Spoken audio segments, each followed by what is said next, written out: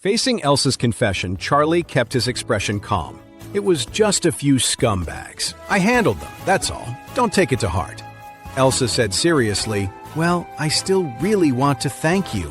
With that, Elsa slid closer to Charlie, wrapping her arms around his and pulling him close. They were both wearing so little that Charlie instantly felt the smooth, soft touch of her skin against his arm. He tensed and quickly said, "Elsa, don't do this. Claire will see you." Elsa smiled. "So you're saying I can do this as long as she doesn't see?" "That's not what I meant," Charlie said. Elsa hugged him a little tighter. "Well, I want to. Maybe it would be for the best if Claire saw. Then you two could get a divorce and you could be with me." Charlie asked with a stern look, "How can you say that? You're Claire's best friend." Elsa replied just as seriously, "I know you and Claire didn't get married for love. It was because her grandfather insisted and she went along with it. I also know that nothing has ever happened between you two. You aren't really husband and wife." Speaking of which, Elsa couldn't help but say emotionally, "Since you don't have a real marriage, why are you both still clinging to it? Just get divorced already so you can find someone you truly love. Wouldn't that be better? That way you won't be holding each other back." Charlie waved his hand. "You don't understand my feelings for Claire." Elsa asked, "Then what about my feelings for you? Do you understand those?" Charlie nodded and said seriously, "I do, but I can't promise you anything. I'm sorry." "Why?" Elsa said, her voice full of hurt. "Why would you rather stay in a marriage that isn't real than let it go and pursue true love?" Charlie whispered, "I made it clear to you last time. We're not right for each other. Even if I did divorce Claire, it doesn't mean we could be together. Besides, I am not going to divorce her. It's a complete waste of time for you to focus on me." Elsa huffed softly. "I don't care if I'm wasting my time. I just love you."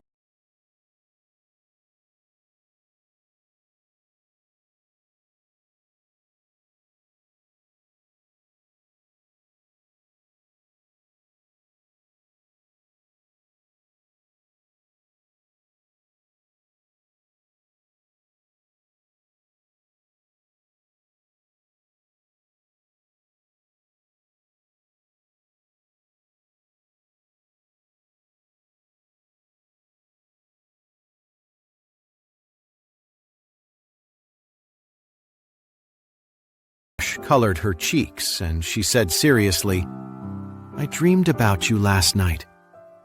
"Dreaming about me?" Charlie asked, surprised. "What did you dream about?" Elsa said, "I dreamed that you and I got married." "And then?" "Then what?" Charlie asked. Elsa blushed and said in a voice that was barely a whisper, "Then we had a baby boy." Charlie shook his head. "Well, you know what they say. Dreams mean the opposite." Elsa replied immediately, "That's fine. I'd be happy with a beautiful daughter too. I'd like that."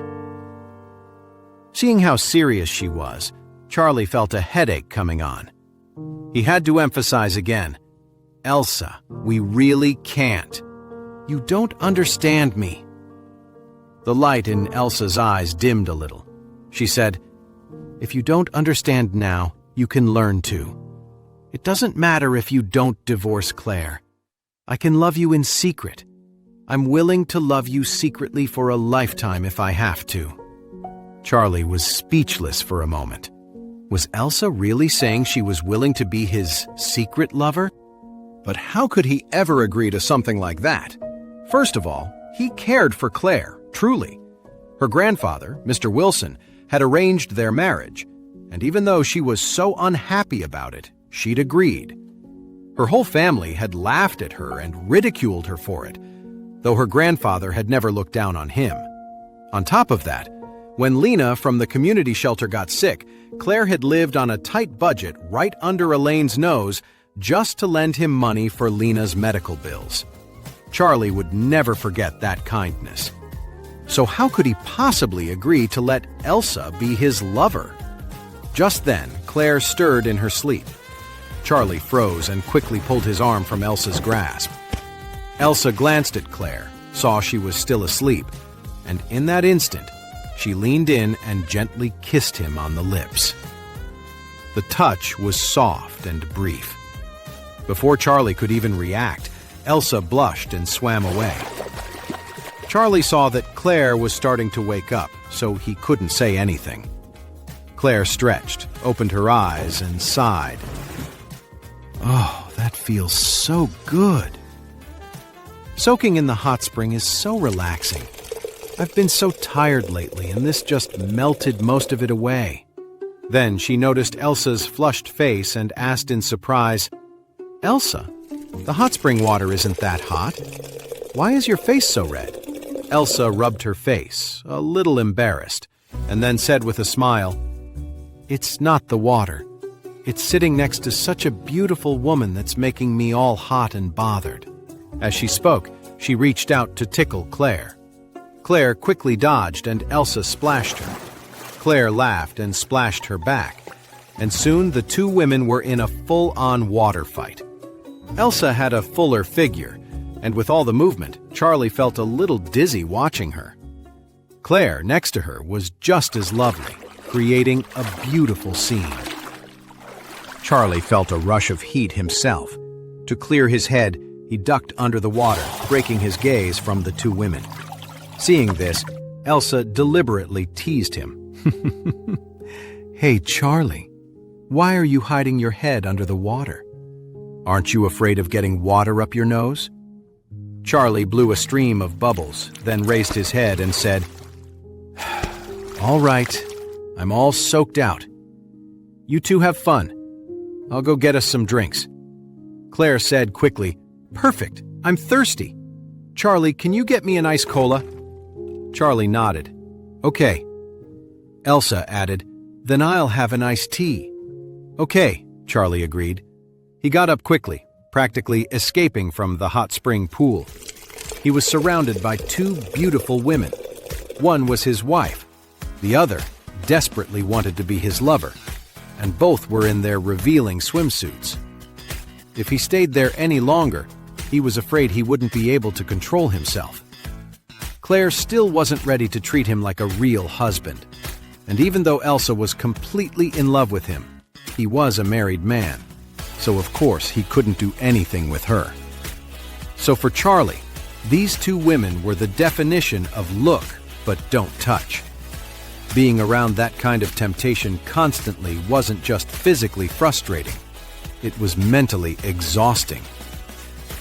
While Charlie, his wife, and Elsa were relaxing in the hot spring, Gage, with the words "poor hanging" freshly carved into his forehead, and his girlfriend with the crooked nose were bumping along in a beat-up van, heading back to Oris Hill. Sitting in the back, Gage kept a hand pressed against his bloody forehead, trying to hide it from the driver. He'd flagged down the van just outside the Grand Promenade. They had haggled and agreed on $30 for the ride home. All Gage wanted now was to get home without any more trouble. But the driver had already spotted the blood on Gage's forehead in the rearview mirror. After watching him for a while, his curiosity got the better of him. "Hey, kid, you hurt?" he asked. Gage snapped, "It's none of your business. Just drive the car and cut the damn chatter." The driver got a bit defensive. "Hey, just asking. Besides, you're bleeding all over the place. Don't get it on my seats." This made Gage explode. "You broke piece of trash! This piece of junk you call a car is barely worth a few $1,000 brand new, and you're worried about me getting it dirty? Are you kidding me?" Calling people broke was Gage's go-to insult. Even with the word "poor hanging" literally carved on his own forehead, he couldn't help himself. It just proves the old saying, old habits die hard. The driver didn't expect to get cursed out and immediately got angry. "What's your problem, man? You've got no class, talking like that." Gage was furious. Seeing the driver pushing back, he snarled, "Damn it, are you going to shut up?"